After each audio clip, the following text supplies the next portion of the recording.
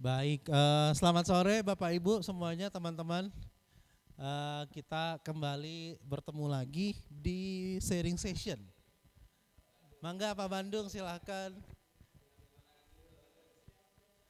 Pak Bandung, oh hati-hati. Ya, kita bertemu lagi di acara sharing session pusat dan pusat penelitian. Jadi pada kesempatan kali ini kita akan mendengarkan sharing dari salah satu pusat penelitian yang ITB miliki. Nah, sedikit mengantar, jadi per sekarang ini ITB itu punya 34 pusat dan pusat penelitian. 34 ini 27 itu sifatnya pusat, 7 itu sifatnya pusat penelitian. Nah, yang akan sekarang tampil dari PPPBL ini adalah satu dari 7 pusat penelitian tersebut.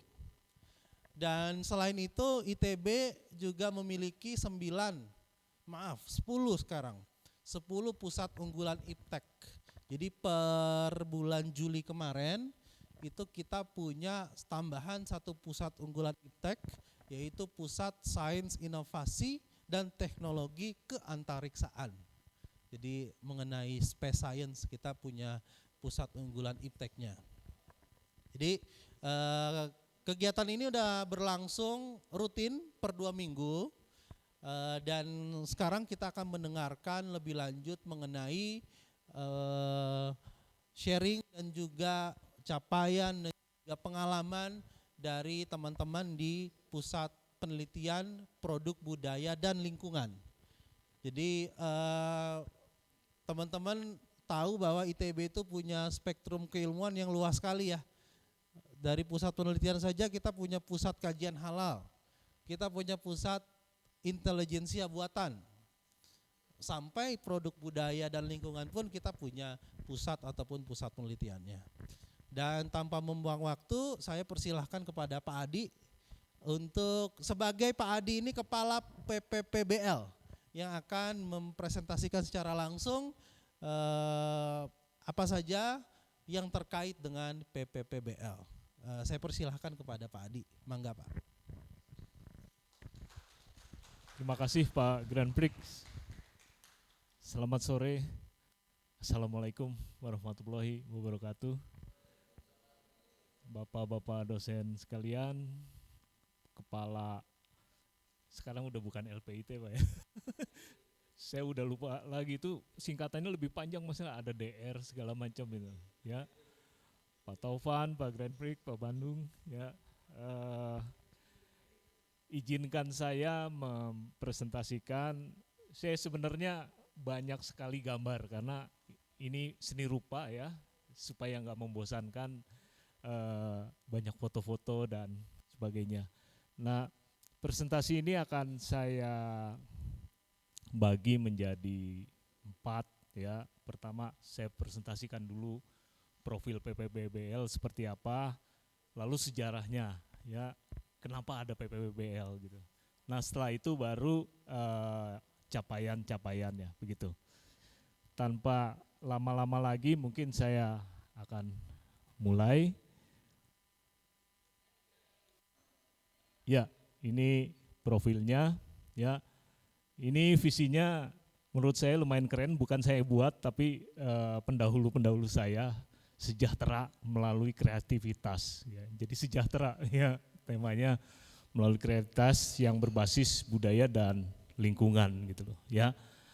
Adapun misinya mengembangkan pengetahuan kepakaran seni dan desain karena berbasis di FSRD gitu ya, yang berbasis pada kekayaan sumber daya nasional dengan pendekatan multidisiplin dan transdisipliner. Jadi ini mulai tahun 2020 isu multidisiplin, transdisipliner itu makin diperkuat begitu loh ya, walaupun di periode sebelumnya juga ini sudah disinggung lama begitu loh ya. Misi yang kedua meningkatkan daya saing produk dan jasa kreatif. melalui sumber daya nasional secara berkelanjutan, lalu mendorong penumbuhan pengembangan industri kreatif. Jadi di sini memang karena memang namanya aja udah produk gitu loh, produk budaya, jadi kita fokusnya memang menciptakan produk gitu loh ya.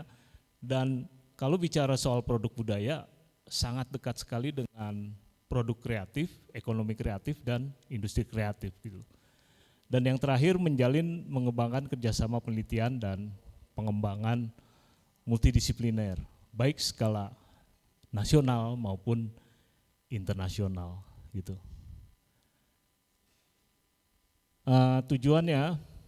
Tujuannya kita itu satu yang paling basic dan paling penting sebenarnya juga mendokumentasikan ya, karena banyak sekali kearifan lokal, peninggalan budaya dan tradisi itu tiap tahun itu hilang begitu saja begitu ya. Kalau tidak didokumentasikan dia akan lenyap dan kita sudah sulit lagi menggalinya, walaupun kami percaya banyak kearifan lokal itu bisa dapat digunakan sebagai inspirasi dalam mendesain gitu.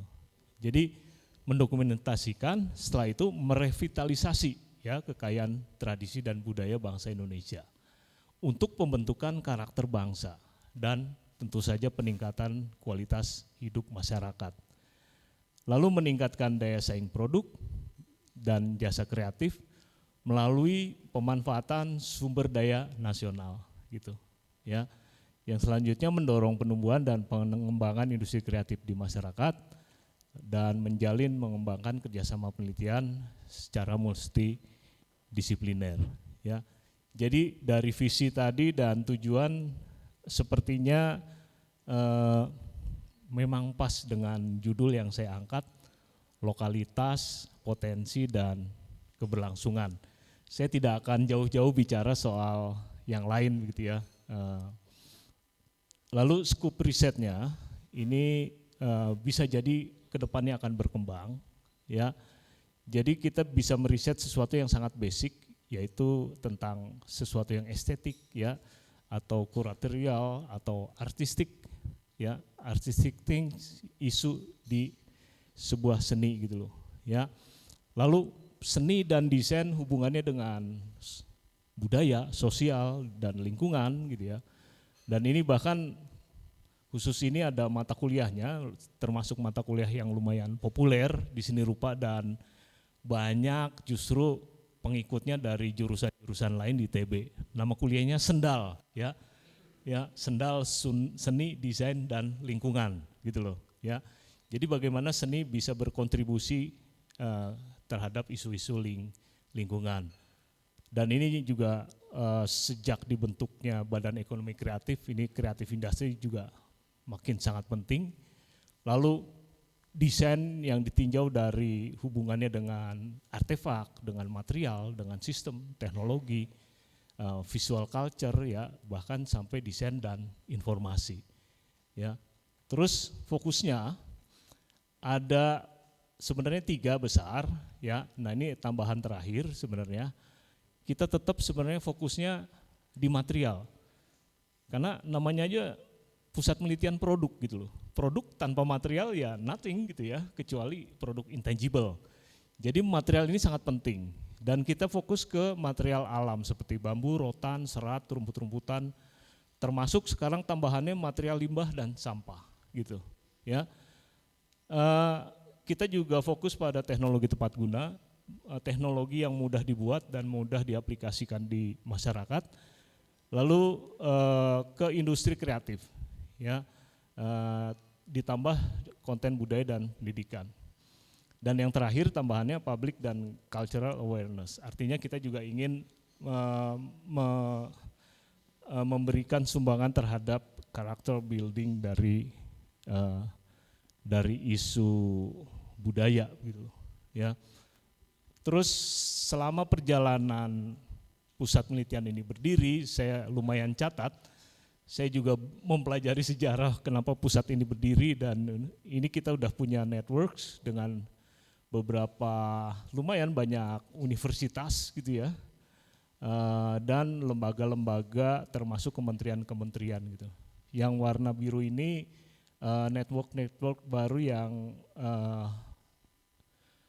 tumbuh ketika saya mulai menjadi kepala di pusat penelitian ini, begitu. Oke, sekarang masuk kedua yang masih membosankan juga ya, sejarah perjalanannya ini harus saya utarakan karena nggak bisa ujuk-ujuk saya cerita tentang riset yang ada di kita, begitu loh. Ya, sebenarnya pusat penelitian produk budaya dan lingkungan berdirinya namanya beda ya, Pusat Seni Rupa dan Desain. Didirikan oleh kepala yang pertama adalah Pak Profesor Dr. Setiawan Sabana, almarhum ya, beliau sudah almarhum, meninggal tahun ini ya, masih tahun ini meninggal. Jadi di bawah Pak Setiawan Sabana ya, sebenarnya visi dan misinya hampir sama, dan yang saya highlight dengan warna kuning ini lumayan ada ketakjuban saya, dan ada juga yang sebenarnya mencoba membuat hubungan antara judul yang kita angkat, begitu loh ya. Ketika saya baca ini kan saya dapat arsipnya dari Fajrin ya, gila banget nih menjadi panutan di kawasan Asia Pasifik ya, benar-benar maksudnya ambisinya besar gitu loh ya, bukan cuma nasional tapi di kawasan Asia Pasifik. Tapi setelah saya baca penelitiannya dan kegiatan-kegiatannya, ternyata memang banyak event-event secara internasional diadakan ya untuk memperkuat memang visi ini, begitu loh ya. Misinya hampir sama tadi yang saya sebutkan tadi, mengembangkan pengetahuan kepakaran seni rupa dan desain ya, berbasis kebudayaan Nusantara. Artinya lagi-lagi berbasis kebudayaan Nusantara. Artinya kan kita jejak di akar di mana kita berdiri gitu ya, lokalitas, begitu loh ya.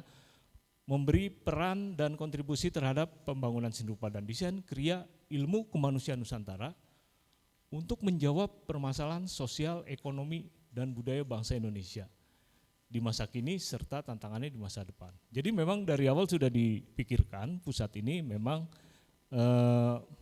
kalau saya lihat di sini isunya adalah bisa isu sustainability gitu loh ya.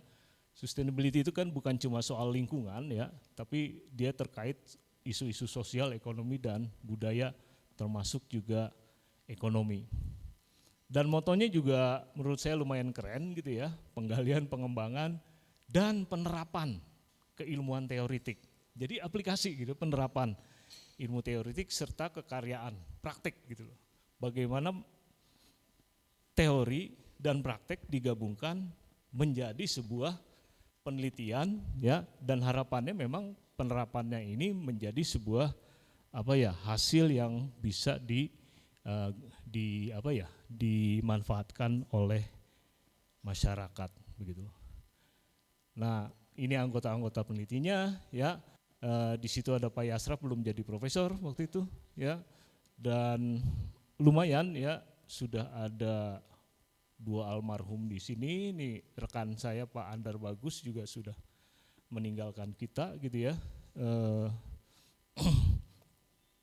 Dan kalau dilihat penelitian-penelitiannya ya, memang yang saya highlight dengan warna kuning ini ya, semuanya terkait pada material, lokalitas gitu loh ya, vernakular gitu loh ya, metode konstruksi lokal, arsitektur vernakular, artinya arsitektur yang berbasis kelokalan gitu ya, yang anonim ya, vernakularisme ya, terus budaya tropis, vernakular Sunda gitu ya, sampai transformasi budaya rupa.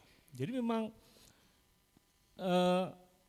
ternyata saya perhatikan ya, saya belajar sejarahnya dari apa yang sudah pendahulu saya kerjakan, memang lumayan konsisten terhadap sesuatu yang berbau budaya, lokalitas, bagaimana mentransformasikan unsur-unsur lokal menjadi sebuah kebaruan, menjadi ilmu yang baru dan bisa diaplikasikan, begitu ya. Di 2008 sama ya, pengembangan produk industri ya industri gitu loh, tapi berbasis material bambu begitu loh ya. Standarisasi warna tradisional Sunda ya, emang aneh-aneh begitu loh ya, sampai warna tradisional pun harus distandarkan begitu loh ya. Lalu tentu saja karena kita bicara produk ya, ada ya memang pengembangan mesin pembilah dahan salak. Artinya bagaimana tetap material lokal, sumber daya lokal alam yang kita miliki bisa diproses, tentunya harus dikembangkan juga alat dan teknologinya gitu loh. Pengembangan prototip komponen dinding berbasis industri lokal ya, dan strategi transformasi manajemen kewarisan. Ini lebih ke teoretikal begitu ya. Dan kalau saya perhatikan lagi sama ya, ada aplikasi teknik laminasi gitu loh, pemanfaatkan bahan jerami, sampai di ujung-ujungnya ini udah hampir selesai, baru saya temukan ada masalah sampah. Jadi mulai menyinggung masalah sampah gitu ya. Berarti di tahun 2010 itu masalah sampah mulai apa ya? Mulai juga menjadi masalah yang lumayan serius yang harus di-tackle oleh para peneliti begitu ya. Nah ini salah satu yang tadi saya sebut ambisi untuk menjadi apa ya, lumayan leading di wilayah Asia Pasifik ya, dibuktikan oleh Pak almarhum Pak Setiawan bahwa ada beberapa event yang skalanya internasional dan itu dikerjakan atas nama Pusat Penelitian Seni Rupa dan Desain. Nah selanjutnya kepemimpinan berganti dan namanya pun berubah ya, dari Pusat Penelitian Seni Rupa dan Desain sejak tahun 2020 itu diganti ya, 2011 gitu ya, Pusat Penelitian Produk Budaya dan Lingkungan ITB begitu loh. Yang misinya tidak terlalu jauh meleset ya, tetap deal dengan material kearifan lokal yang berkelanjutan gitu loh ya. Dan sejak 2011 sudah mulai concern terhadap sesuatu yang multidisiplin.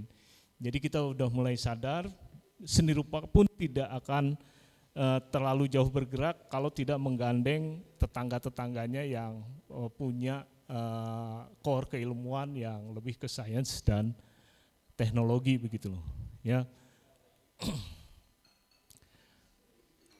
Nah kira-kira core risetnya juga terbagi menjadi 4 besar ya, riset tentang creativity ya, tentang produksi, tentang difusi pasar ya, terus yang lebih ke arah ekonominya begitu ya. Ini selalu saya perhatikan tiap rezim selalu ada roadmap yang dibuat dan saya coba juga perhatikan konsistensinya di mana dengan riset-riset yang dibuat. Nah di Pusat Penelitian Produk Budaya di Lingkungan di tahun 2010 ini sampai 2016 dipimpin oleh Pak Budi Isdianto. Beliau konsisten tetap mengembangkan material-material dari bambu ya, dan peninggalan ini masih ada gitu ya. Saya juga masih nyimpen di gudang, masih banyak produk-produk dari lampu bambu.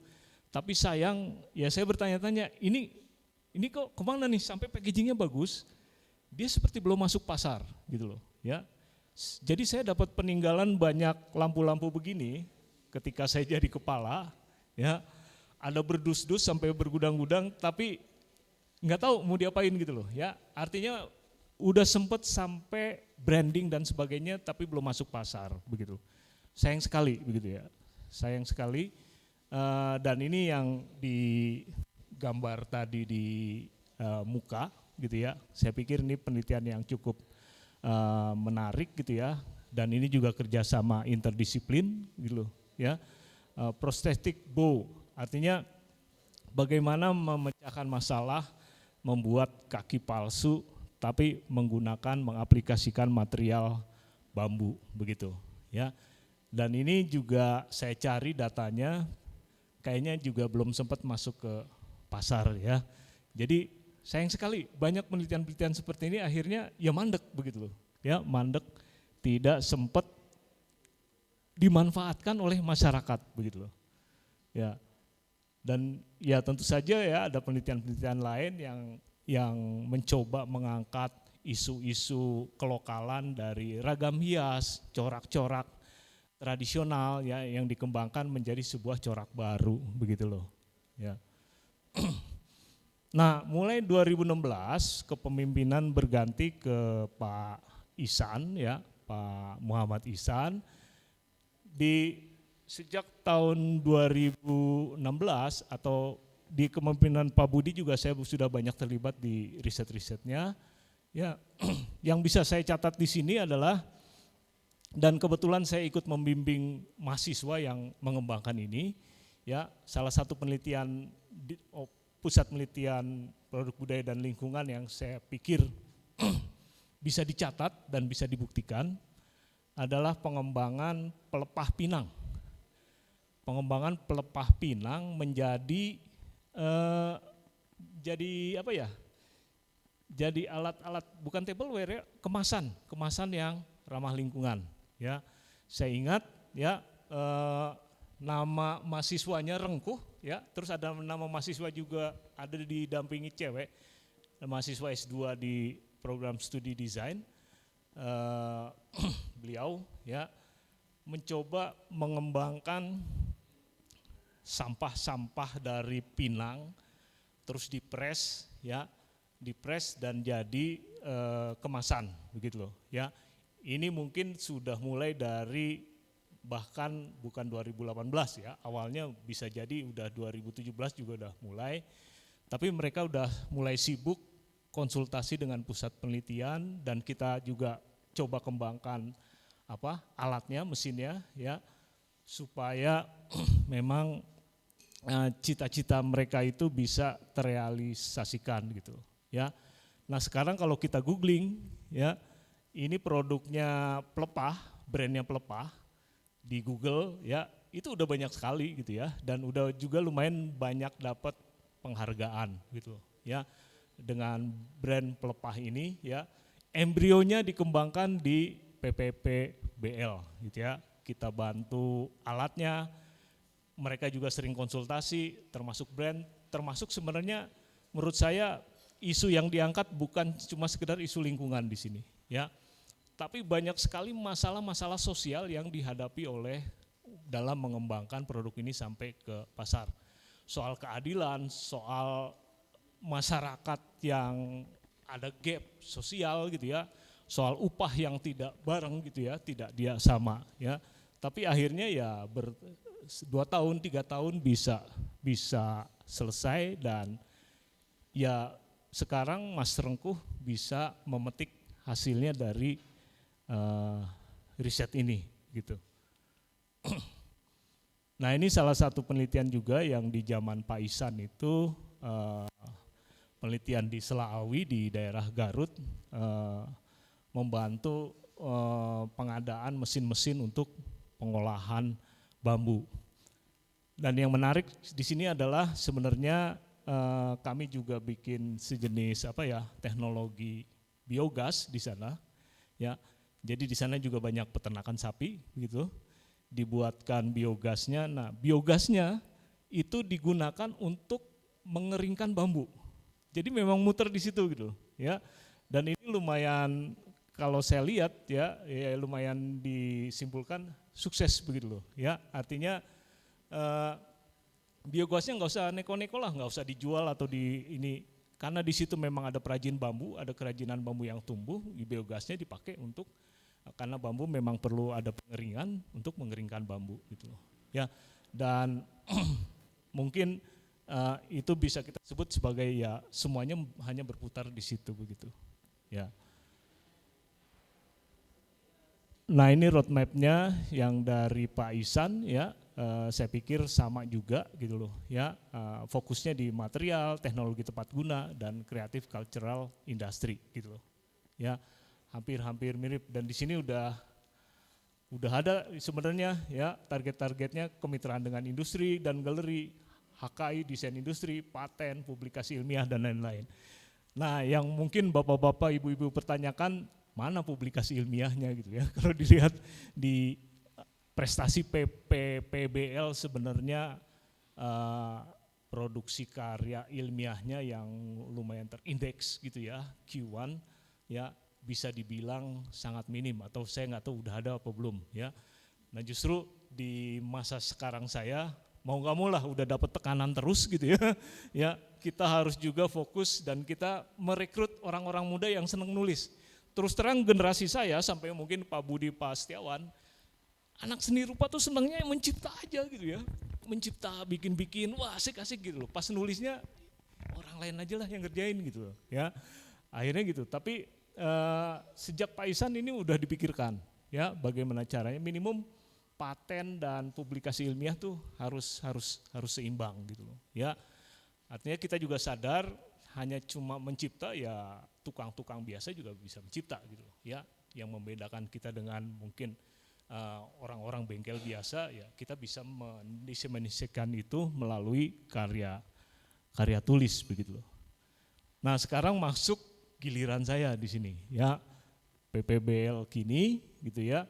Ini bukan saya yang buat roadmapnya, jadi roadmapnya sudah dibuatkan oleh para pendahulu saya gitu loh. Saya hanya tinggal mengikuti saja.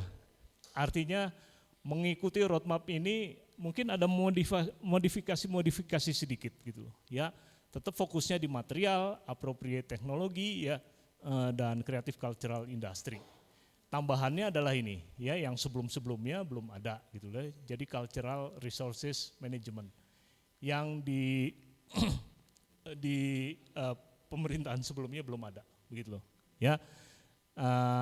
Dan ininya juga tetap sama ya, partnership industri, galeri, ada paten, jurnal dan sebagainya. Dan saya harap ini bisa harusnya terjadi di masa kepengurusan saya yang dibantu dengan teman-teman yang mendukung Pusat Penelitian Produk Budaya dan Lingkungan. Nah ini setelah mendapat roadmap ini kami membentuk tim dan coba membuat lebih fokus, lebih jelas ya. Artinya kita punya 4 topik besar, yang satu adalah pengolahan sampah industri wisata menjadi unggulan industri kreatif dan berdaya saing, itu mulainya tahun 2021 dan harusnya selesai di tahun kemarin. Terus aplikasi teknologi tepat guna untuk pengembangan produk berbahan baku alam, dan selanjutnya revitalisasi desain produk budaya ya terkait isu keberlangsungan, artinya sustainability gitu. Dan yang terakhir penciptaan industri kreatif baru berbasis tradisi dan kearifan lokal. Dan inilah yang membuat arahan guidance kita untuk mengusulkan topik-topik riset gitu loh ya. Dan saya pikir lumayan konsisten ya kami melakukan ini semua begitu ya, dan semuanya kalau dilihat di 2004 memang ini sudah lumayan terjadi begitu loh. Nanti akan saya berikan contoh-contohnya. Dan untuk kita harus punya untuk jalan gitu ya, kita harus punya filosofi yang lumayan bisa kita pegang teguh gitu ya. Dan ini kita coba mengambil quote dari Dr. Dale Carnegie ya, yang dia menekankan bahwa knowledge is not power until it is applied gitu loh ya. Dan saya lumayan banyak baca buku tentang kesuksesan beliau gitu ya, yang beliau ini sebenarnya orang akademik, intelektual, tapi juga sangat mahir berbisnis gitu loh. Bagaimana caranya menggabungkan ilmu-ilmu yang diperoleh dengan dunia industri dan bisnis gitu loh ya. Jadi ini yang jadi pegangan kita bergerak sejak tahun 2021 ya. Mudah-mudahan sampai 2025 ini gitu ya, tidak berubah gitu loh. Nah, filosofi yang kita angkat juga adalah transdisiplin, participatory design, program yang tuntas, dan sustainability. Saya pikir saya perlu mengulas ini sedikit. Ini lumayan, participatory design itu lumayan apa ya, kata yang seksi zaman sekarang gitu loh ya. Artinya kita berada di kubu sebenarnya wilayah penciptaan, developing ya, dan riset dan sebagainya gitu loh ya. Tapi ujung-ujungnya semua ciptaan kita, karya kita, riset kita itu kan harus diaplikasikan ya. Kalau di wilayah penelitian kami banyak hubungannya dengan masyarakat begitu loh ya. Nah, ini participatory design, bagaimana kita banyak sekali menggarap ini ya. Setiap riset yang akan kita buat selalu di awal sekali yang kita terjunkan adalah bukan orang-orang desainer, engineer dan sebagainya, tapi antropologi ya. Nah, kebetulan di grup anggota Pusat Penelitian Produk Budaya dan Lingkungan minimum 3 anggota intinya, termasuk Amira di sini ya, PhD-nya ngambil di Jepang soal antropologi. Jadi yang kita terjunkan pertama pasti ya riset cultural mapping dulu gitu loh ya. Seperti di Lembang kemarin mungkin 1 bulan 2 bulan ya, ada mahasiswa Unpad yang kerja praktek ya kebetulan. Ya mereka dulu survei mapping ke penduduk sebenarnya aspirasinya seperti apa. Bahkan ketika kita mendesain ya, kita mencoba seolah-olah, bukan seolah-olah, memang usulan-usulan aspirasi mereka tuh harus tertampung begitu loh ya. Saya pikir itu salah satu cara yang lumayan efektif bagaimana desain kita nanti itu tidak ada benturan ketika dia harus diproduksi gitu. Tidak ada benturan secara sosial, secara budaya ya. Bahkan secara ekonomi pun ya sangat rumit gitu loh ya. Ternyata ketika kita bicara dengan, kita kelompokkan ibu-ibu menjadi 5 kelompok gitu ya, dan ada yang dengar kelompok sana ada yang lebih gajinya dalam 1 bulan katakanlah cuma 10.000, itu jadi hal yang sensitif gitu loh ya. Artinya memang participatory design ini harus kita lakukan seawal mungkin ya, sebelum desain itu kita putuskan begitu loh ya. Nanti ada beberapa contoh yang bisa saya sharing di sini ya. Nah, ini beberapa strategi yang kita angkat gitu ya. Dalam menjalankan misi ini kalau bisa memang kita ingin ada sharing pendanaan. Artinya pendanaan dari mana? Bukan cuma dari dana riset kita gitu loh ya, kita juga harus menggandeng misalnya pemerintah atau pemerintah daerah atau lembaga-lembaga lain yang memiliki misi dan gerakan dan program yang sama dengan kita. Yang kedua adalah ada jaminan pengguna atau pasar.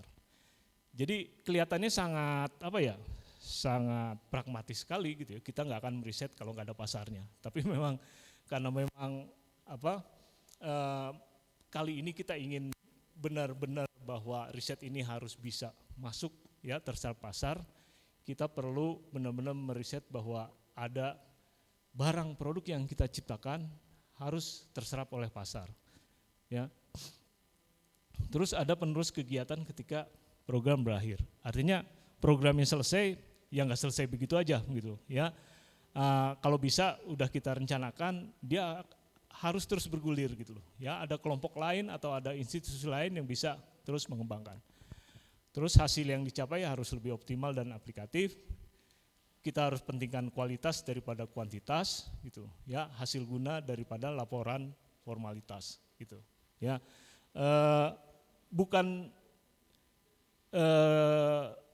Bukan berarti kami menuliskan gini, kami menentang riset-riset dasar ya, kami juga pikir itu sangat penting begitu ya.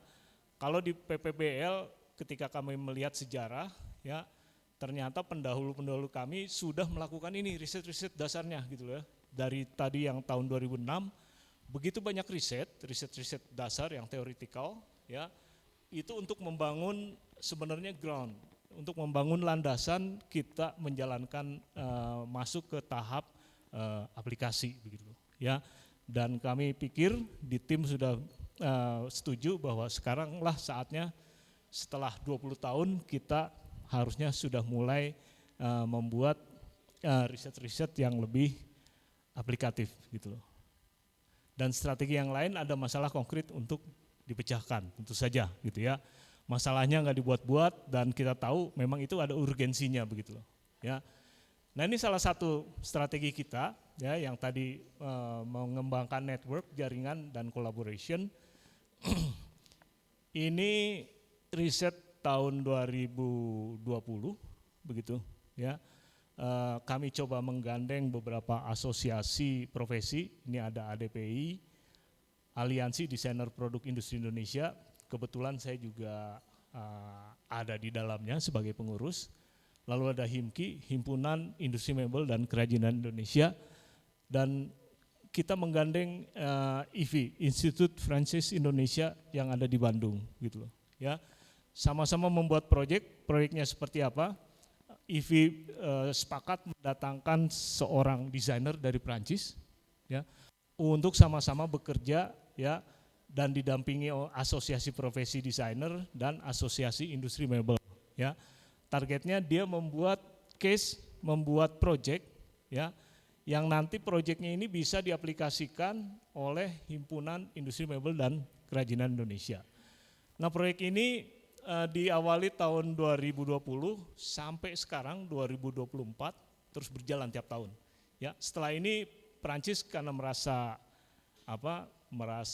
berhasil proyeknya, mereka mengirim 2 desainer ke Indonesia yang dikerjasamakan, dan khusus di tahun 2024 ini sudah mulai ada sekitar 7 desainer, bukan hanya dari Prancis tapi negara-negara Eropa lain seperti Inggris, Jerman, ya, Spanyol ya, yang akan mulai diadakan pada bulan Oktober nanti gitu. Jadi terus berkembang gitu ya. Dan ini sebenarnya pionirnya dari kegiatan ini gitu ya. Ini Andre Suryawan, dia lulusan ITB ya, jadi pengusaha industri mebel. Wisnu Purbandaru, desainer ADPI, lulusan ITB juga ya. Sangat ITB minded semuanya sebenarnya, lulusan ITB. Amaury Poudre, lumayan desainer muda yang lumayan namanya naik di Perancis, dan kita juga menggandeng mahasiswa untuk mendampingi dia gitu ya, mahasiswa desainer Indonesia dikolaborasikan, dan ini hasilnya gitu ya. Kebetulan Mas Andre Suryawan ini ya, beliau adalah pembuat furniture yang berbasis dari bahan-bahan bekas, terutama dari ban sepeda ya. Dari roda-roda sepeda, dari komponen sepeda, dari becak dan sebagainya dia pretelin dan dia bikin karya seni dan bikin benda-benda fungsional. Ya. Nah, ini dari karya kolaborasi ini Amaury mengusulkan nih komponen-komponen sepeda ya yang dibuat rak gitu loh, yang dibuat rak ya. Dan saat ini memang setelah program ini 6 bulan jalan, dipamerkan di Indonesia dan juga di Eropa, ya ini diserahkan lagi ke pengusahanya, ke Andre gitu ya, untuk kalau dia ingin produksi ya silakan gitu. Tapi idenya seperti ini begitu loh ya. Dan sekarang memang udah yang tahun keempat, dan alhamdulillah desainernya juga yang tertarik udah mulai banyak.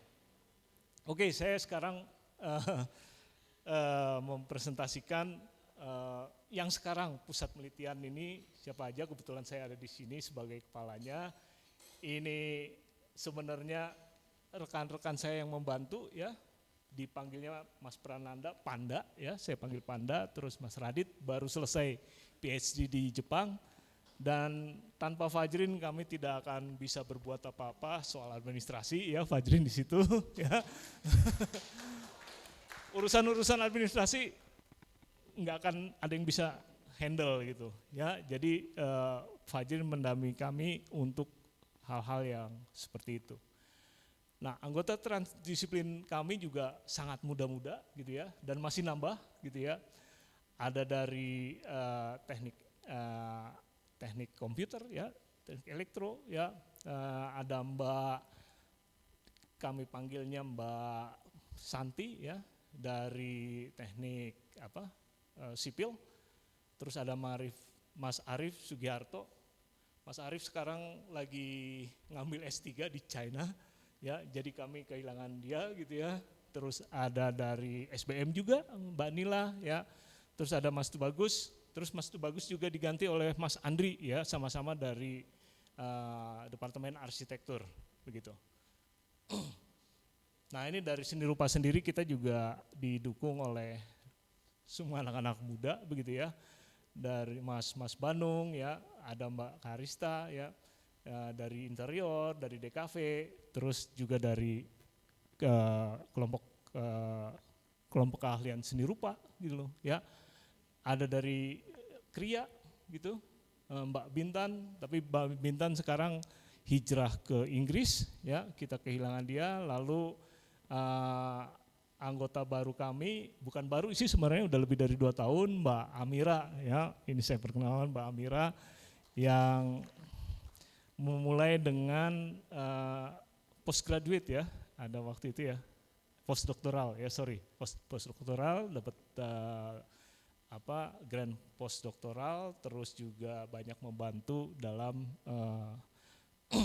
dalam terutama menghasilkan jurnal-jurnal yang memang kita janjikan, begitu loh, ya. Tentu saja kami juga didukung dengan anggota-anggota kami yang lama, Pak Rikrik, ya, Pak Budi, Pak Isan, ya, dengan periset yang lama yang dulunya memang sudah bergabung di pusat penelitian, dan juga selalu ada anggota non dosen, ya, dan anggota mahasiswa. Jadi di pusat penelitian kami selalu ada yang kerja praktek, gitu loh, entah itu mengerjakan tugas akhir, ya. Tahun kemarin ada 2 mahasiswa tugas akhir, sekarang ada 2 mahasiswa kerja praktek. Saya perkenalkan, ya, ada Rehan dan Mbak Rai, ya, sedang mengembangkan bioplastik di sana. Terus yang lulusan desain produk ada Mas Faras, ya. Kalau ini bukan mahasiswa lagi, ya, udah anggota luar biasa, begitu loh, ya. Oke, mungkin ini yang saya pikir core-nya akhirnya. Beberapa proyek yang ingin saya share di sini, ya. Kami ada 2 proyek besar sebenarnya di sejak tahun 2021 itu. Pertama, perancangan menara internet bahan bambu. Yang kedua adalah pengolahan limbah kotoran sapi. Itu 2 proyek besar yang itu nggak pernah bergeser, begitu loh, ya. Dari 2021 sampai sekarang terus aja ada, gitu loh, sampai benar-benar sebenarnya semangat kami adalah jadikan ini benar-benar ada di masyarakat, begitu loh, ya. Oke, sekarang izinkan saya mempresentasikan yang menara bambu dulu, ya. Kami sudah membuat menara internet bambu ini di 5 tempat di Indonesia. Yang sekarang sedang dikerjakan adalah di Sukabumi. Jadi belum bisa saya presentasikan, ya. Di Sukabumi itu di dekat geoparknya di sana.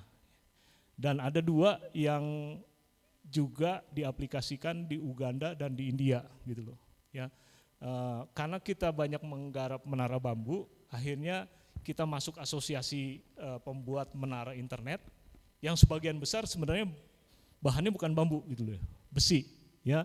Tapi ini jadi menarik, gitu ya, menarik terutama untuk konteks negara-negara berkembang, gitu loh. Nah, banyak yang bertanya kenapa bambu, gitu loh, ya. Nah, ternyata alasannya memang bisa sangat masuk akal, gitu ya. Karena bambu itu mudah didapat di mana-mana di seluruh Indonesia, gitu loh, secara lokal. Terus relatif material dengan harga yang terjangkau, ya, lebih murah dibandingkan dengan kayu solid atau dengan besi, gitu loh, ya. Dan bambu adalah sudah terkenal memang material sustainable masa depan, begitu loh, ya. Dan bambu itu mudah diproses, ya, dengan teknologi yang sangat, ya, sederhana, begitu ya. Sebenarnya memproses bambu cuma perlu gergaji dan pisau serut, ya, nggak ada lagi, gitu loh. Cuma gergaji dan pisau serut udah bisa mengolah bambu sampai tuntas, gitu loh, ya. Terus kita juga dengan mengolah bambu bisa melestarikan dan mengembangkan kearifan lokal. Sebenarnya ceritanya begini, kenapa kita ngambil tema ini, ya. Saya punya teman dekat namanya Mas Gustaf, ya. Beliau lulusan seni rupa juga, punya punya seperti NGO yang bergerak di bidang internet connection, ya.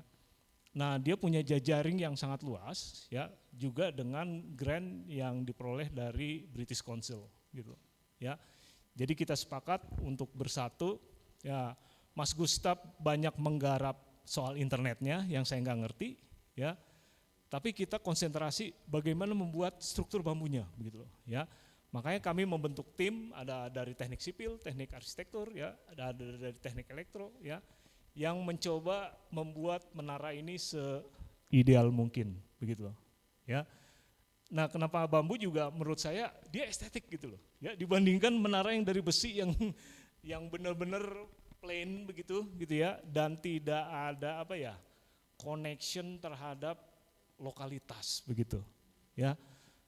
Kalau kita bikin, ini kasusnya sebenarnya yang banyak didiskusikan, biasanya menara internet itu kan didatangkan biasanya dari Jakarta gitu. Dari Jakarta dan transportasinya mahal gitu ya. Tapi kalau ada terjadi trouble sedikit, perlu reparasi, perbaikan-perbaikan, penduduk lokal nggak punya akses untuk memperbaiki itu gitu, ya. Tapi ketika kita bikin dari bambu, ya, dan kita bikinnya pun sama-sama, kita bawa expert dari Bandung, biasanya 3 orang, ya, lalu dikolaborasikan dengan expert dari sana, yang memang mereka biasa mengerjakan bambu. Kalau ada apa-apa terjadi, mereka bisa membenarkan sendiri, gitu, ya. Bahkan ada beberapa tempat seperti di Gelar Alam nanti si raja, ya, kita bilang rajanya Gelar Alam, ya, itu ingin bikin menara yang lain gitu, udah nggak perlu kita lagi, karena mereka udah bisa membangun sendiri begitu, ya. Nah, ini ide dari Mas Andri dari arsitektur, ya. Menara yang kita buat harus pakai atap, ya. Kenapa? Ternyata oh iya benar, bambu itu memang dia tidak kuat terhadap cuaca, panas dan hujan. Kalau bambu terus-terusan diekspos panas dan hujan, ya usianya nggak akan lama gitu. Makanya kita kasih atap gitu. Memang ini jadi beda dengan menara-menara internet yang lain. Tapi menurut kami justru keuntungannya adalah, ya, ketika dia dikasih atap, ya, itu jadi tempat sarana orang nongkrong gitu loh, ya. Selalu menara yang kita buat selalu ada orang ngumpul di situ, ya, ada anak-anak, ibu-ibu ngobrol di bawahnya gitu ya, di sini, terus ada yang naik di sini. Bahkan kalau di Bali, kami juga membangun di Bali, itu benar-benar ditempatkan di daerah yang lumayan wisata, ya, di Desa Tembok di Buleleng, ya. Dari atas ini tuh udah bisa lihat laut gitu loh, ya. Jadi ini sekaligus fungsinya menara internet, tapi ada fungsi plus, ya, ada interaksi sosial gitu ya, atau dibuat sebagai ya khusus buat menara pandang aja begitu loh, ya. Nah, ini bambunya memang jadi tergantung di sana ada apa gitu. Tapi biasanya hampir semua tempat di Indonesia selalu ada yang namanya bambu gombong, ya, bambu petung, yang istilahnya beda-beda sebenarnya tiap daerah gitu, ya. Atap dan lantai lainnya, ya, kita menggunakan bambu tali yang lebih kecil atau bambu temen, ada juga yang namanya bambu hitam begitu. Jadi memang idenya adalah kita bikin basic design yang sangat basic, terus nanti diaplikasikan ya di tiap daerah itu bisa beda-beda, bahkan atapnya pun bisa beda. Ada misalnya di daerah Bali di Buleleng itu mereka nggak biasa pakai ijuk, ya, mereka biasa pakai alang-alang. Ya udah kita serahkan alang-alang.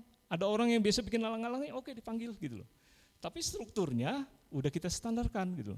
Atapnya bisa macam-macam, ya, tergantung mereka kearifan lokalnya yang tersedia apa dan material yang tersedia di situ apa gitu, ya.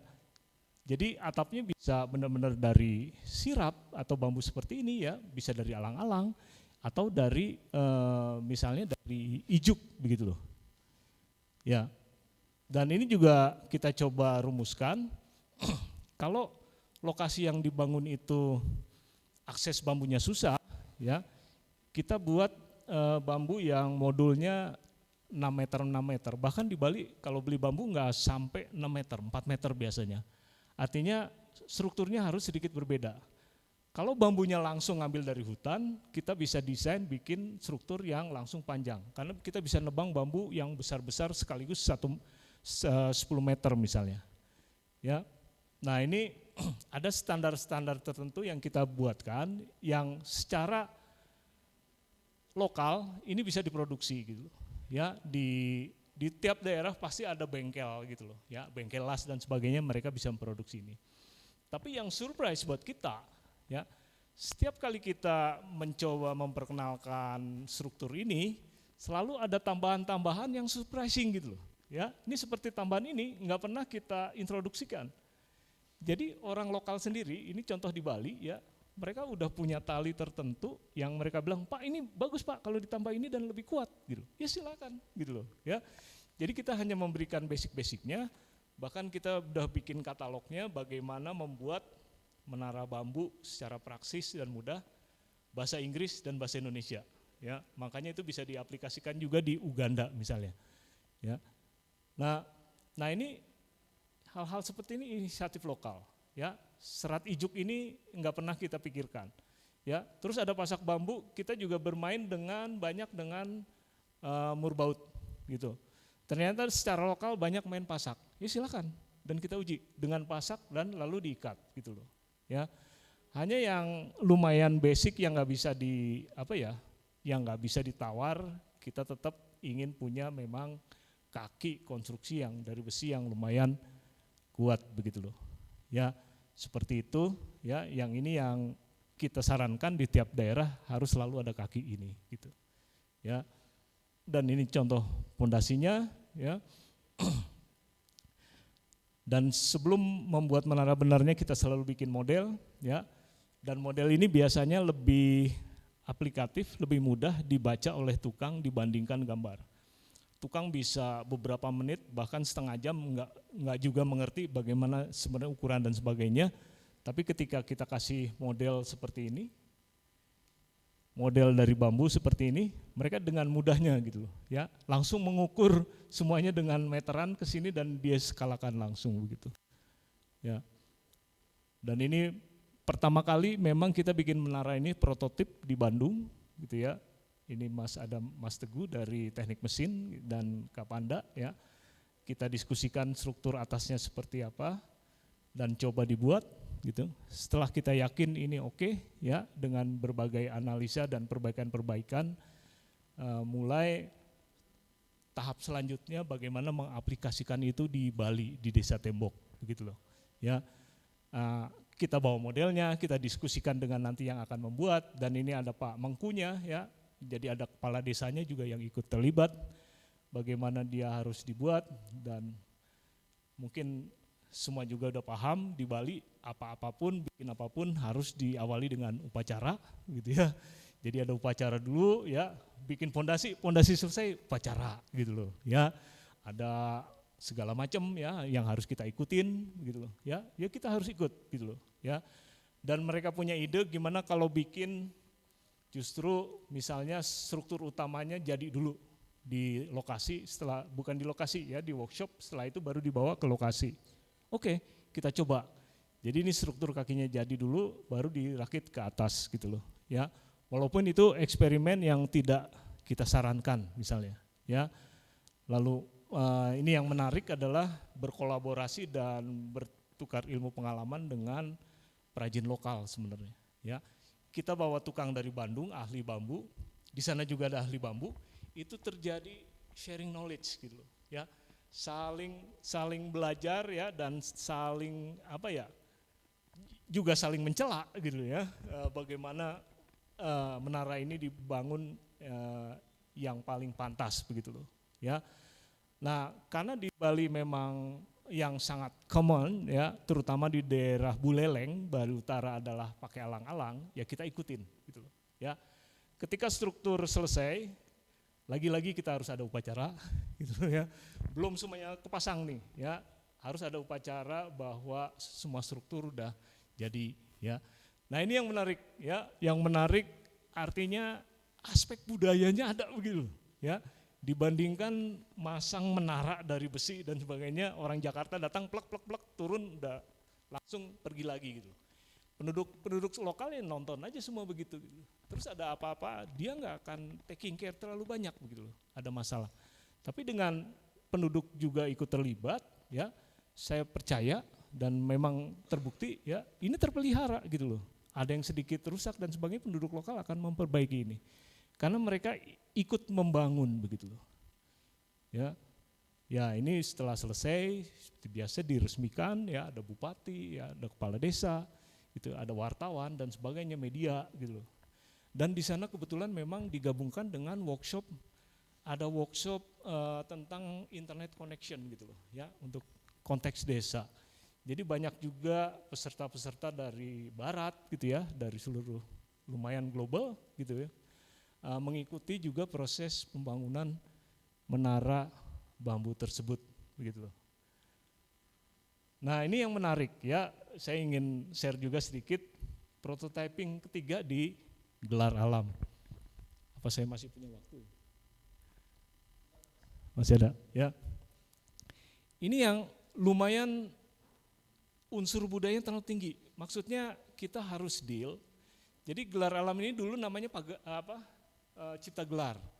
Di daerah Sukabumi, daerah Pelabuhan Ratu ke arah gunung, ke arah Bogor lagi, di situ ada wilayah kesepuhan, kerajaan, benar-benar ada raja. Jadi kalau kita ke sana, ke Cipta Gelar itu, kita nggak bisa masuk tanpa harus ngadap Menteri Dalam Negerinya dulu.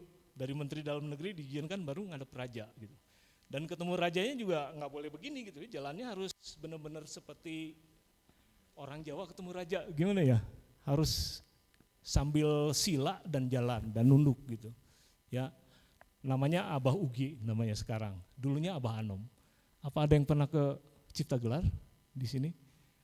Wah menarik sekali.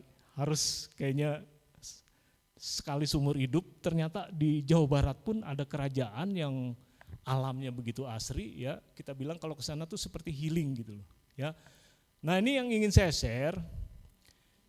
Abah Ugi rajanya dia bilang jangan kaki 4 karena dia dapat wangsit. Gitu loh. Coba bikin kaki 3 gitu loh. Wah kan kalau dari ilmu struktur saya pikir oke, ada tripod ya, ini juga kaki 3. Tapi menurut saya tetap percaya bahwa kaki 4 lebih stabil gitu loh. Lebih stabil kan, makin banyak kakinya makin stabil. Kaki 5, kaki 6 pasti lebih stabil. Tapi ini dilema jadinya. Kita hanya bisa bangun kalau kakinya harus 3. Ya mau gak mau. Kita pulang ke Bandung, kita garap gimana caranya supaya kita bisa bikin menara berkaki 3. Walaupun desain kaki 4-nya udah dibawa ke sana gitu. Akhirnya balik lagi, nggak sempat dibuat, balik lagi ke Bandung, bikin dulu lagi, terus balik lagi ke sini dan bawa model ini gitu.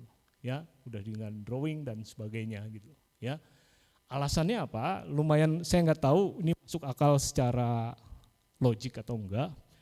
Kalau kaki 4 itu katanya ada sesuatu yang lewat, angin lewat, itu semua terobos gitu loh. Tapi kalau kaki 3 ada sesuatu yang lewat, selalu ada penahannya di sini, di tengah dia bilang.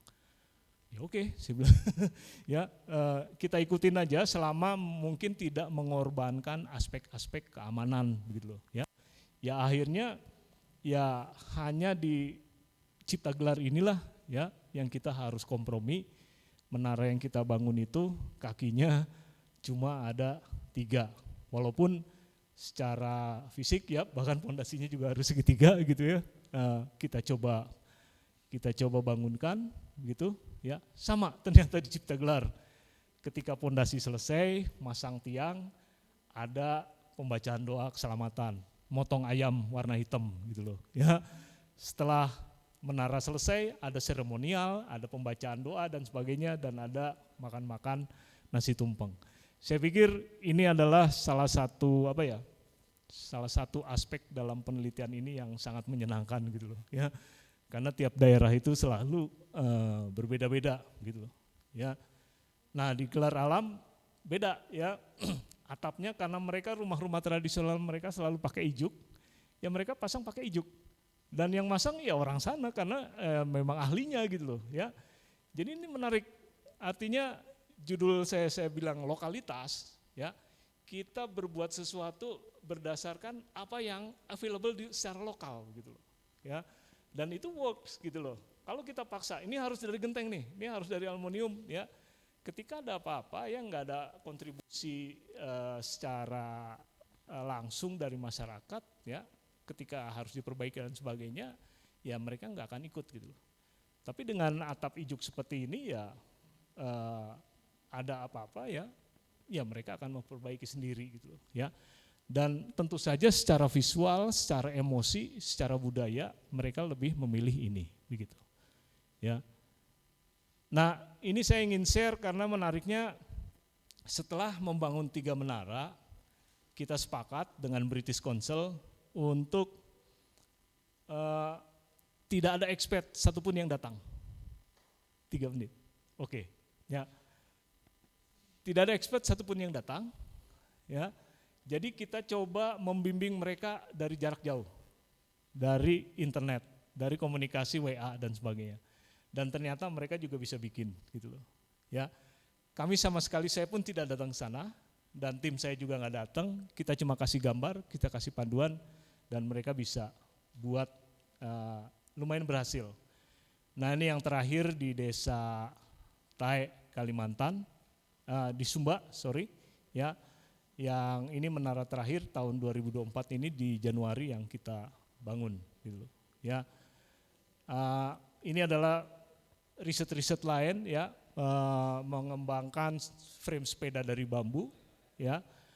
Dan kebetulan ini terus kita kembangkan ya. Ini tahun 2022 ya udah jadi prototip dan di jalan dicoba di sekeliling TB sepeda listrik ini ya.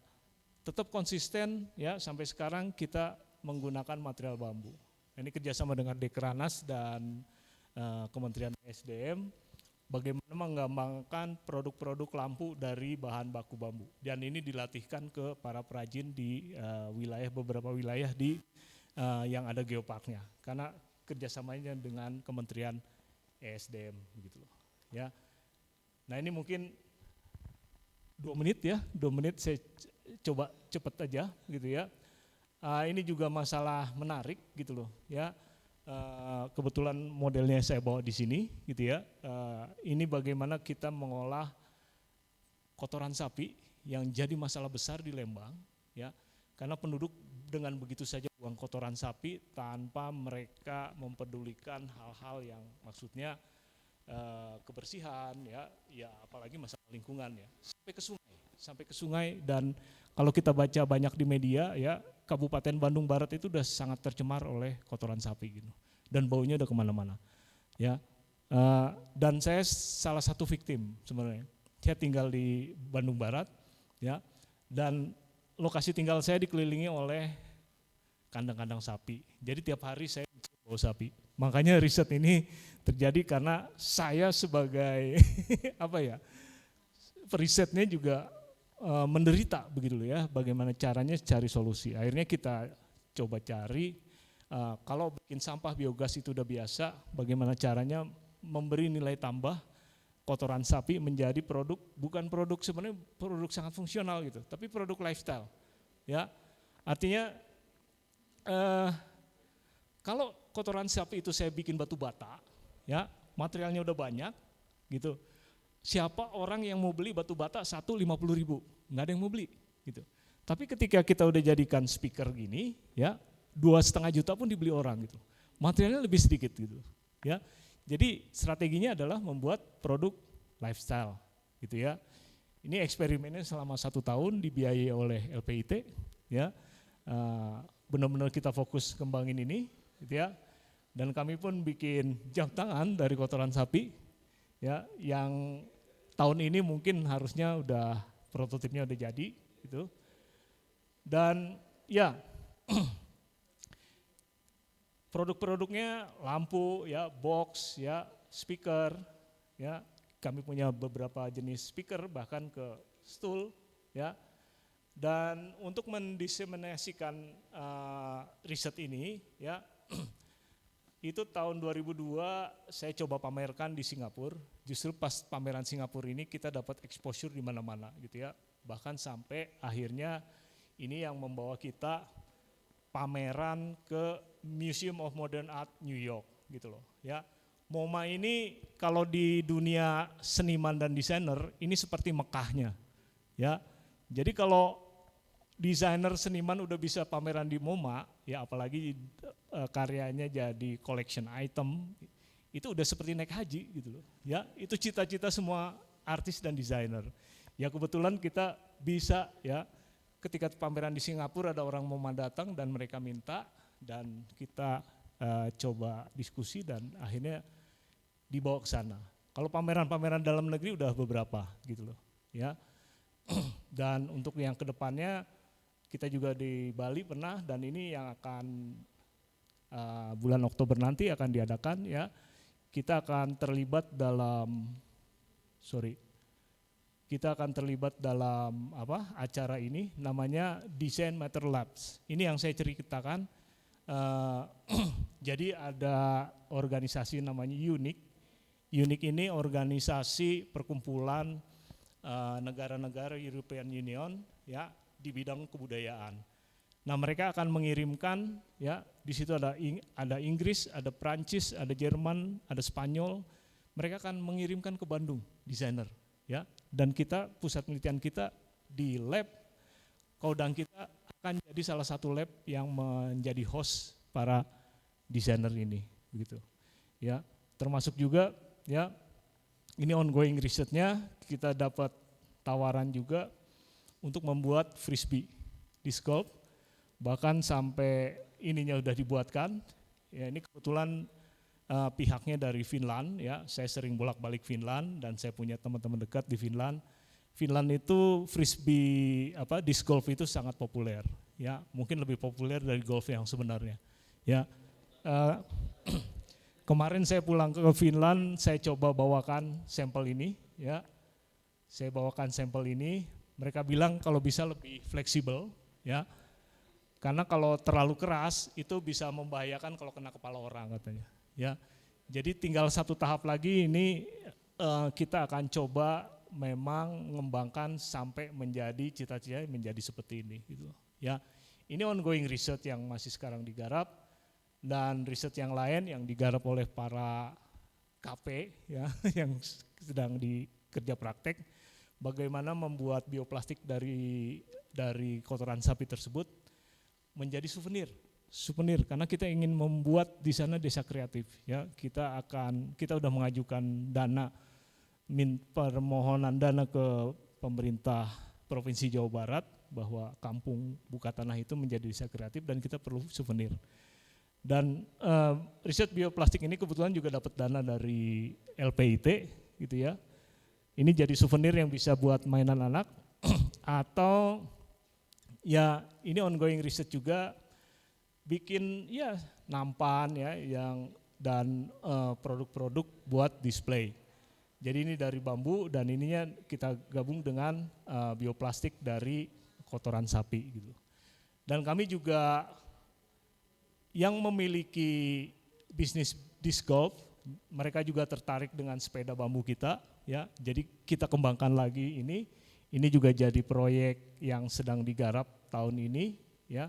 Bagaimana membuat frame sepeda bambu lebih ringan dari yang sebelumnya begitu. Digarap oleh Faras sekarang, ya, dan berdua dengan Rehan, ya. Oke, 1 menit kesimpulan. Oke, jadi saya ingin merangkum semuanya, gitu ya. Kebanyakan memang pekerjaan Pusat Penelitian Produk Budaya dan Lingkungan, ya, itu ada isu-isu community development. Kita banyak sekali melibatkan masyarakat. Jadi sekali kita bikin pertemuan itu, ya masyarakat bisa berkumpul sekitar minimum 20 ya, 30 ya, kebanyakan ibu-ibu. Mayoritas ibu-ibu karena ibu-ibu yang butuh banyak mata pencarian pekerjaan. Dan ini yang selalu kita bikin, participatory design. Artinya setiap daerah itu beda-beda. Bagaimana kita menyampaikan ide-ide kita supaya diterima mereka dan mereka dengan senang hati bikin. Kita harus mencari cara orang sini suka apa gitu. Ada yang lewat dangdut gitu loh, ya, atau ngumpul-ngumpul sekedar ngopi di warung gitu. Tapi orang Buka Tanah ternyata sukanya ini bancakan, ya. bancakan. Jadi setiap ada pengenalan produksi baru, kita bikin bancakan dulu gitu loh. Bikin bancakan, baru dari situ ada heureuy, ada bercanda dan sebagainya, semua ide tersampaikan dan mereka dengan senang hati mengerjakan itu gitu loh ya. Bahkan kita juga bikin workshop yang melibatkan warga dan melibatkan mahasiswa di ITB ya, untuk memecahkan masalah mereka sendiri gitu loh ya. Akhirnya ya kita jadi tahu, oh mereka lebih senangnya seperti ini gitu loh ya. Yang pikiran kita sebenarnya harusnya seperti ini, ternyata mayoritas berlawanan dengan apa yang kita kehendaki gitu ya. Dan kreatif industri tentu saja ya, ini lampu-lampu mulai dicoba produksi massal gitu ya. Dan insya Allah akhir tahun ini kita sudah bisa membantu penduduk membuat jenis koperasi pembuat produk-produk kaudang, yang nanti kita tinggal bekerja sama dengan LPIK ya. LPIK sudah janji ingin membentuk ya koperasi pembuat gitu loh di wilayah sini, sehingga harapan kami memang ya produksi ini udah mulai bisa dipasarkan dan masuk ke masyarakat begitu. Oke, ini penutupnya ya, sesuai tadi di awal judulnya seperti apa, lokalitas, potensi dan keberlangsungan. Lokalitas kami tetap konsisten bahwa lokalitas itu ada di material ya, ada di tekniknya, ada di ragam-ragam hias, ada di bentuk-bentuk tradisional, ada di fungsi, ada di konsep, ada di kearifan lokal. Itu yang sebenarnya yang kita garap gitu loh ya. Nah, lokalitas ini memiliki potensi gitu ya. Kita bisa ada pemberdayaan masyarakat di situ, ada pengembangan komunitas, bahkan ujung-ujungnya ya peningkatan ekonomi sampai ke pendirian nanti di ujungnya adalah industri kreatif.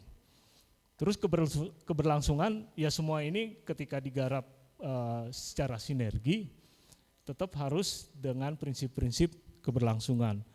Keberlangsungan biasanya orang cuma mikir tentang lingkungan, tapi sebenarnya keberlangsungan ekonomi juga penting, termasuk juga keberlangsungan sosial dan budaya.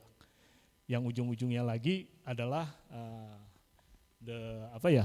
quality of life gitu loh ya, peningkatan quality of life, sejahtera gitu loh. Ya, demikian, terima kasih ya. Mohon maaf jika ada kesalahan. Silakan. Terima kasih Pak. Wah, luar biasa, semangat banget presentasinya Pak. Memang produk-produk budaya dan lingkungan tuh kami Pak, misalkan saya di Indonesia Timur itu kita punya lontar. Jadi lontar itu yang dipakai untuk bikin alat musik sasando Pak. Itu dari lontar. Iya. Di bambu ada juga Pak, tapi biasanya untuk mendidik anak kalau bambu. Waduh. Kalau ini Pak, malah saya tadi cek lampu bambu di IKEA tuh Pak, itu harganya 899.000. Jadi kalau ini bisa dimasukin, nah itu atau di dikembangkan gudang lebih kita, lanjut, menarik Pak. Di gudang kita masih bertumpuk gitu, dan saya nggak tahu harus diapain. Yang kalau bentuknya ini ada yang harganya di Tokopedia 1.785.000 lampu gantung. Jadi potensinya besar Pak. Dan semoga ini bisa bahasa sekarang apa Pak, hilirisasi. Baik, saya persilahkan mungkin jika ada tambahan maupun tanggapan dan lain sebagainya. Tadi ada menara internet juga ya Pak dari bambu. Nah, Pak Bandung kan PPTIK tuh Pak, bisa juga. Iya tuh, nih, Pak. Ahlinya Pak Bandung. Mangga silakan Bapak Ibu. Ya boleh silakan.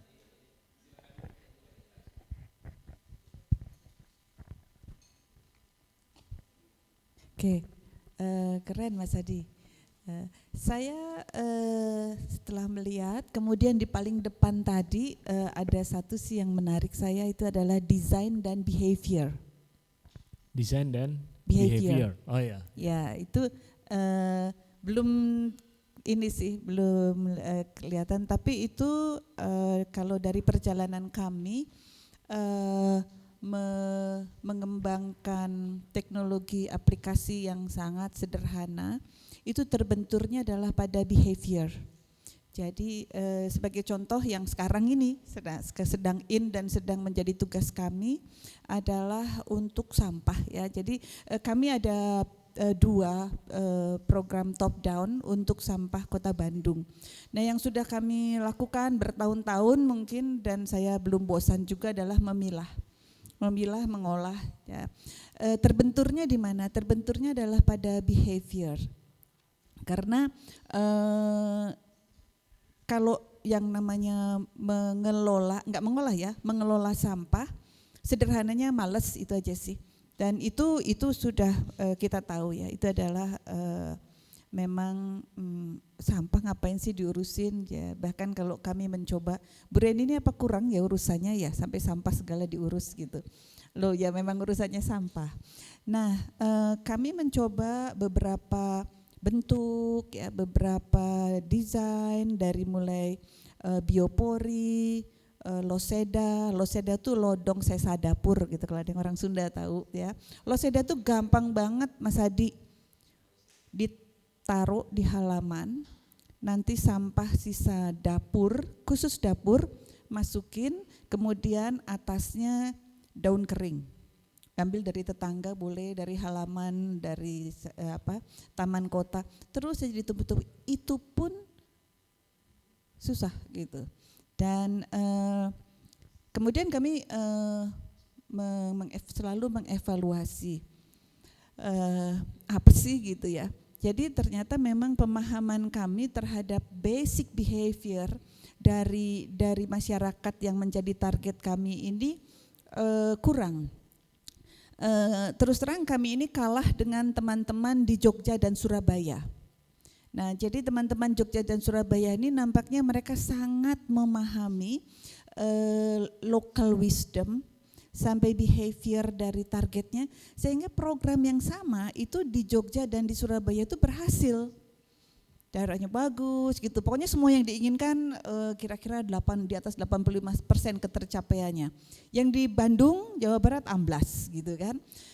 Salah satu evaluasi kami memang beda behavior orang Indonesia itu menariknya kan program yang sama diaplikasikan di Jawa itu maksudnya Jawa Tengah, Jawa Timur berhasil, tapi begitu masuk ke Jawa Barat nggak bisa diadopsi begitu saja. Nah jadi saya kira pengalaman dari PBL ini bagaimana mendevelop suatu teknologi aplikasi dan juga memahami local wisdom ini menarik ya. Pada suatu hari pada suatu hari kami ingin belajar. Jadi ini perkara memilah sampah orang lain bisa, kenapa orang lain itu artinya yang di luar kita bisa kok nggak bisa ya. Kemudian yang kedua adalah masalah desainnya ya.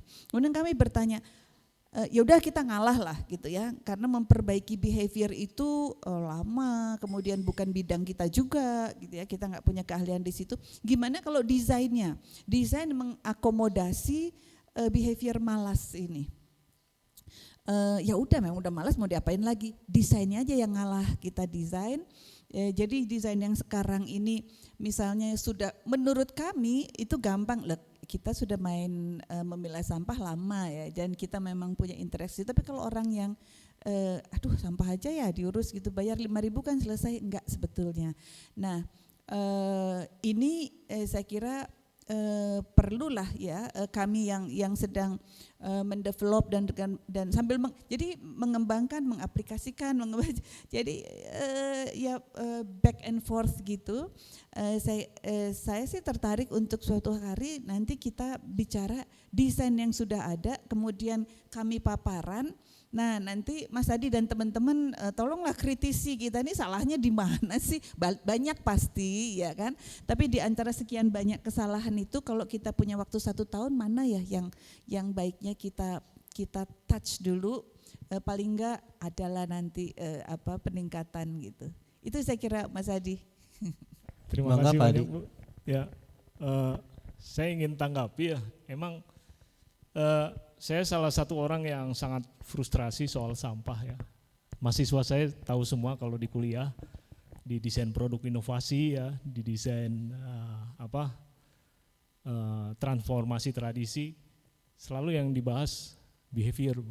sampah. Dan kita coba di mata kuliah desain produk inovasi yang memang mencari inovasi-inovasi liar, mencoba secara nakal begitu ya, bagaimana banyak riset-riset memang seperti contoh begini, ada sebuah wilayah di pinggir jalan yang selalu orang, kan di Indonesia bisa ditemukan di mana-mana, buang sampah seenaknya di situ dan akhirnya menggunung gitu ya.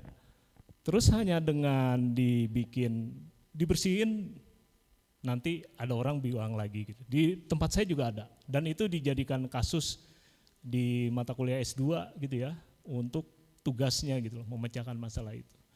Dari beberapa riset menarik adalah ada sebuah wilayah, ada tumpukan sampah. Ini beda ya memilah sampah.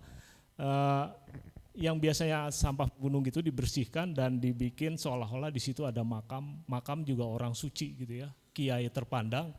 Jadi bersih Bu, ya karena orang Indonesia takut takut hantu segala macam. Nah itu salah satu gitu ya. Jadi bersih aja, orang takut, waduh makam keramat nih gitu ya. Jadi memang behavior budaya gitu ya, itu pendekatannya mungkin emang dari yang lain gitu loh ya. Nah kalau yang di Lembang usulannya macam-macam, ada yang dibikin seolah-olah ada CCTV di situ. Nanti kita udah bikin juga poster dibesarin gitu ya, ada wajah orang yang buang sampah dan di blow up di situ dan ditulis gitu ya, dengan dengan merendahkan dia kok buang sampah di sini begitu ya. Itu pura-puranya emang dibikin poster besar dan dia kebetulan tertembak oleh CCTV dan itu di blow up gitu. Orang jadi malu gitu. Tapi yang menarik ini juga masalah design thinking. Ada mahasiswa yang mengusulkan ini soal buang sampah secara general. Orang Indonesia kan buang sampah di mana-mana gitu ya, habis makan keripik atau apa plastiknya dibuang begitu saja. Jadi reward juga ternyata penting Bu. Saya nggak tahu ya. Ketika kita buang sampah, tong sampahnya bisa bernyanyi, bisa bilang terima kasih gitu ya. Anak kecil yang tadinya nggak mau buang sampah juga akhirnya nyari-nyari sampah supaya dia dapat reward, ada lagu bagus gitu loh. Ya, ini kan masalah sesuatu yang tidak diduga, bukan dari sebuah peraturan yang peraturan yang kaku, yang dingin mengekang mereka, tapi kita masuk dari apa sebenarnya yang mereka takut atau apa yang sebenarnya mereka sukai. Nah itu masuknya dari sisi itu gitu loh. Kalau dari Indonesia ya yang saya tahu gitu loh ya, yang saya juga sangat frustrasi soal behavior ini, ada urusan reward, ada punishment, terus soal kepercayaan, itu aja. Mungkin pendekatannya di situ gitu loh ya. Saya belum pernah menemukan lagi, karena dari ancaman dari gitu, saya pernah mengkoleksi kata-kata yang lucu, kalimat-kalimat lucu sampai yang sangat kasar ya, dengan poster begitu, dilarang buang sampah sini, terus dengan kalau orang Indonesia kan anjing atau segala macam gitu ya, tapi justru di situ yang paling banyak sampah gitu. Mereka udah nggak takut gitu. Jadi memang ada pendekatan lain ya, mungkin dengan kepercayaan ya, istilahnya dengan pahala ya, masuk surga atau jadi dia takut hal-hal yang gaib. Nah itu justru lebih efektif gitu. Ya, tapi menarik Bu. Emang saya pikir ini obsesi saya dari dulu ya, sebelum saya pensiun harusnya masalah sampah Indonesia bisa terpecahkan gitu loh. Mata rantai sampah, buang sampah sembarangan itu bisa kita putus gitu loh.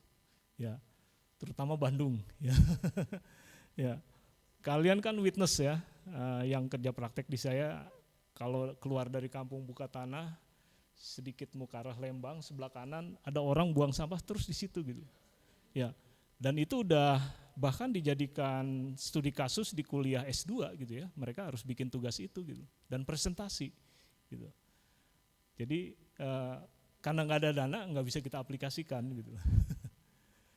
Ya mudah-mudahan bisa menjawab Bu, nanti bisa lebih luas lagi.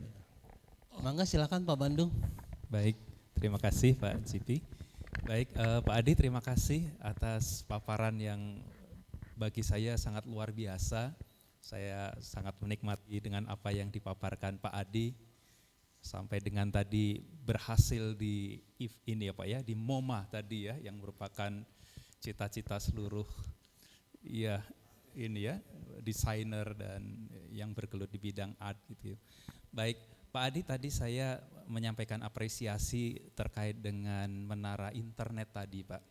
Jadi saya jadi menyesal Pak, karena 15 tahun yang lalu itu waktu saya masih menjadi peneliti di PPTIK, kami itu diminta untuk membangun koneksi beberapa SD di perbatasan Papua Nugini Pak. Jadi di Papua, kami 3 tahun ke sana, saya sekitar 6 kali lah sampai di sana, setiap kunjungan itu seminggu sampai 2 minggu. Nah, karena belum bertemu Pak Adi dan belum mengetahui produk ini, apa yang kami lakukan Pak? Kami mengirim menara yang sudah dibuat di Bandung dari besi, kami kirim ke Papua. Berapa lama? 3 bulan Pak lamanya. Karena waktu itu sampai tertunda karena ada libur lebaran. Nah, kalau sudah libur lebaran itu manusia yang harus didahulukan untuk nyebrang, kira-kira begitu ya Pak ya? 3 bulan. Dan biaya pengirimannya seperti betul kata Pak Adi yang mahal tadi, betul Pak, luar biasa mahal, berkali-kali lipat dari harga besi yang kami buat itu. Jadi kami membuat sekitar 4 menara dengan tinggi 20-30 meter untuk 3 SD dan 1 SMA sebagai repeater begitu Pak. Jadi itu luar biasa pengalaman yang menurut kami sayang karena kami baru mengetahui hari ini begitu Pak Adi. Dan saya sangat memberikan apresiasi yang dibangun oleh Pak Adi dan tim yang ada di sini juga, itu menggunakan material-material yang diperoleh dari lokal begitu ya Pak ya. Jadi saya membayangkan berarti tidak perlu lagi mengirim menara 3 bulan ya Pak ya, karena di Papua sendiri ya Pak Cipi ya pasti banyak bambu di sana. Bahkan 1 bulan Pak, maksimum dari 0 sampai selesai 1 bulan. 1 bulan itu sudah membangun. Berdiri ya Pak ya, luar biasa Pak. Itu saya kira akan memberikan kegiatan-kegiatan menjadi lebih optimal lagi, lebih efektif karena menjadi lebih cepat. Nah, harapan kami semoga nanti dari PPPBL ini semakin banyak menduplikasi tadi ya Pak ya, menara-menara internet di berbagai daerah sehingga masyarakat kita menjadi semakin melek internet. Itu menjadi harapan kami di PPTIK Pak Adi. Terima kasih Ya, Pak. baik, itu yang pertama harapan kami. Saya masih memiliki harapan lagi kedua Pak, saya tidak bertanya untuk sore hari ini. Bapak tadi menyampaikan ada slide yang memperlihatkan material mendong Pak. Mendong itu saya jadi, Bapak memperlihatkan itu saya jadi bernostalgia ke 40 tahun yang lalu Pak. Jadi pada tahun 80-an itu saya SD, saya tinggal di Sleman Barat. Kalau Pak Suwono Sleman Kota Pak, saya Sleman Desa. Ya, di pinggiran Sleman Jogja juga ada Barat. mendong Pak. Setiap pagi saya jalan kaki ke sekolah itu yang kami lihat adalah hamparan tanaman mendong Pak. Dan hari-hari tertentu saya lihat truk-truk fuso besar sekali Pak sedang mengemas mendong yang sudah dipanen, sudah dikeringkan untuk dibawa kemana? Ke Tasikmalaya Pak. Iya. Jadi tahun 80 saja saya sudah mendengar bahwa mendong dari daerah kami itu dikirim, diekspor ke Tasikmalaya, kira-kira seperti itu. Nah, jadi kami berharap Pak, mohon Pak Adi di PPPBL ini berkenan mengirimkan rekan-rekan mahasiswa untuk hadir di Jogja Barat Pak.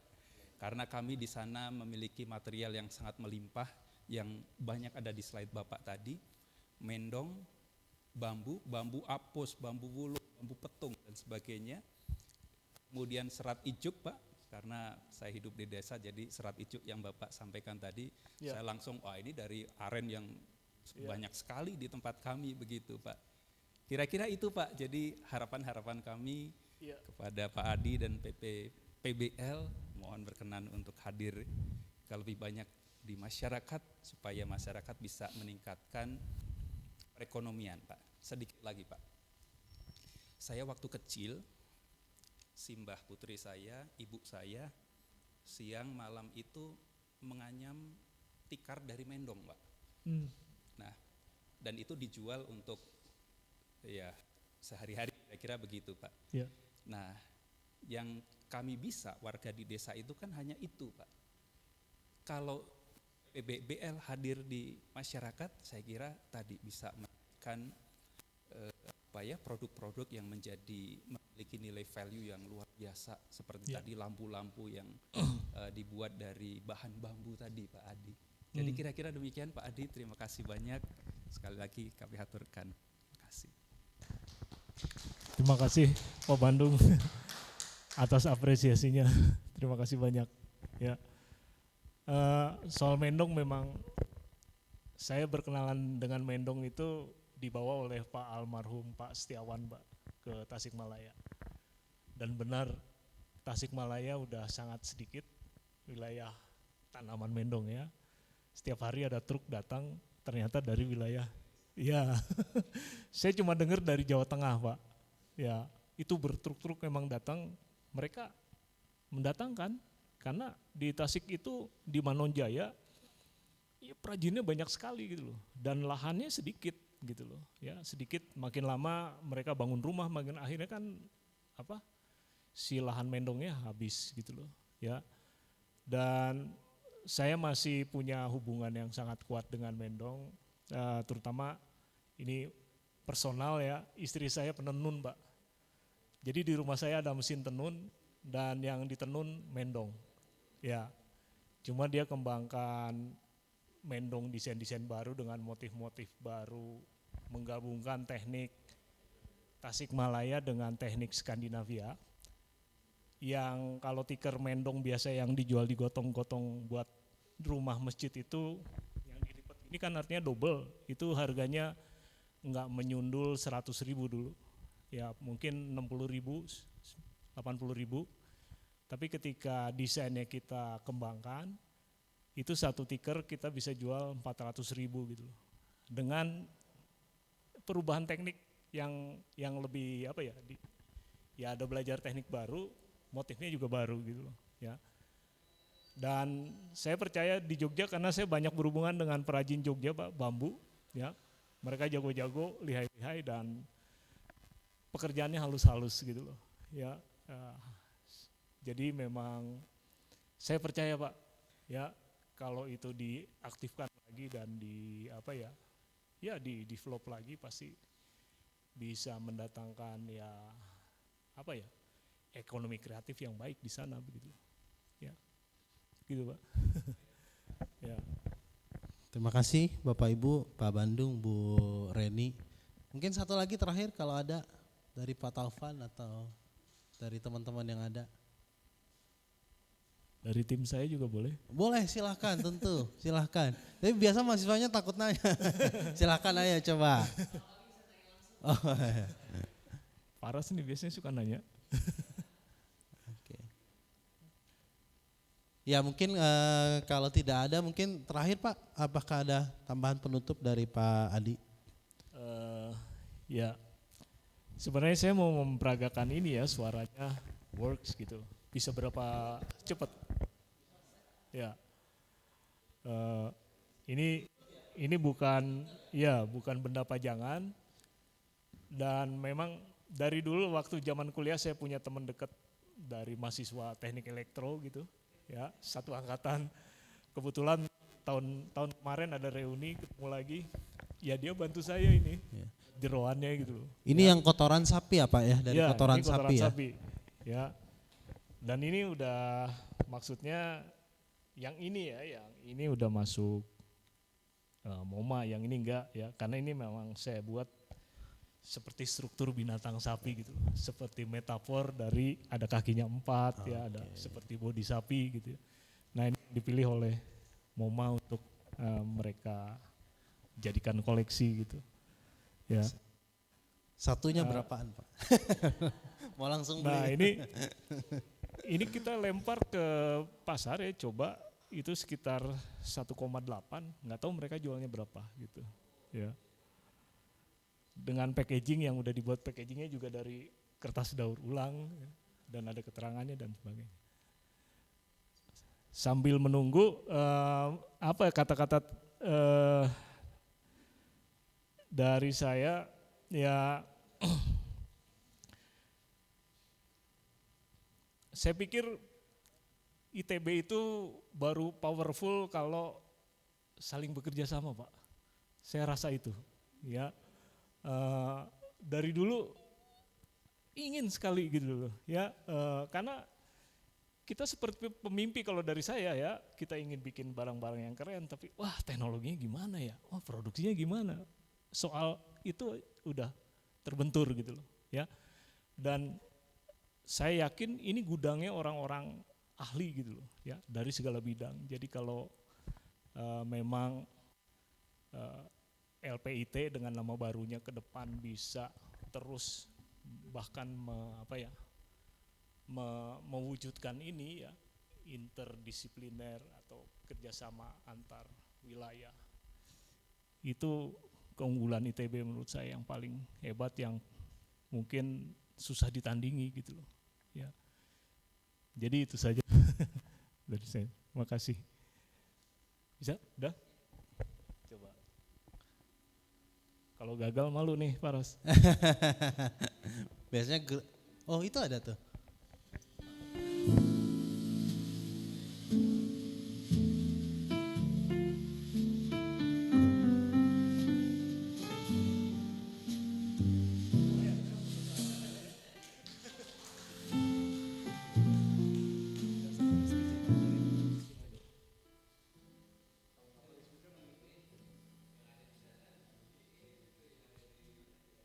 Di ruang eksibisi. Tapi itu pajangan kali Pak ya? Hah? Yang di ruang eksibisi. Jalan itu. Jalan ya? Jalan. Semuanya jalan kok. Udah dicoba Fis? Kita coba nanti ya. Nanti ini bisa dibantu Pak Paros. Oke. Di cas ada baterainya. Baterai. Cas. Kita pakai charger. Mungkin casnya udah habis Pak, baterainya udah habis isinya, harus dicas lagi. Ya. Oke, terima kasih. Ya, mungkin ada yang bertanya kenapa namanya brandnya kita bikin KOK. Kau itu sapi, K itu sebenarnya bahasa slang, bahasa Inggris, bahasa Jerman, dan bahkan bahasa Finland. KK itu kotoran, ya kayak gitu loh, ya. Dan ternyata bahasa Inggris slang juga kakak gitu loh, bahasa Jerman juga kakak, ya. Jadi kotoran sapi, dan itu KOK jadi. Terima kasih Bapak-Bapak. Baik, Ibu-ibu. kita kasih aplaus lagi Bapak Ibu.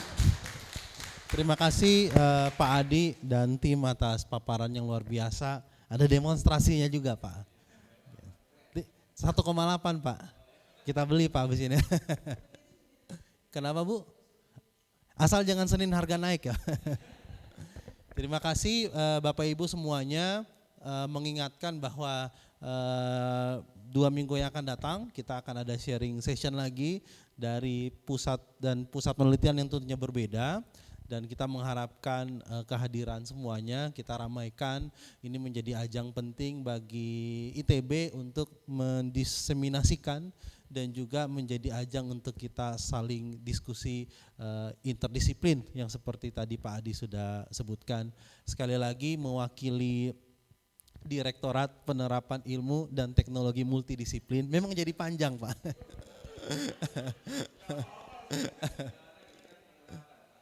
Penerapan, dan jadi keywordnya penerapan dan multidisiplin Pak. Penerapannya ini Pak. Gitu. Iya. Kita tunggu kehadiran teman-teman semuanya di pertemuan yang akan datang. Kita ucapkan terima kasih sekali lagi untuk Pak Adi dan teman-teman. Sampai jumpa 2 minggu depan dan salam sehat semuanya. Terima kasih.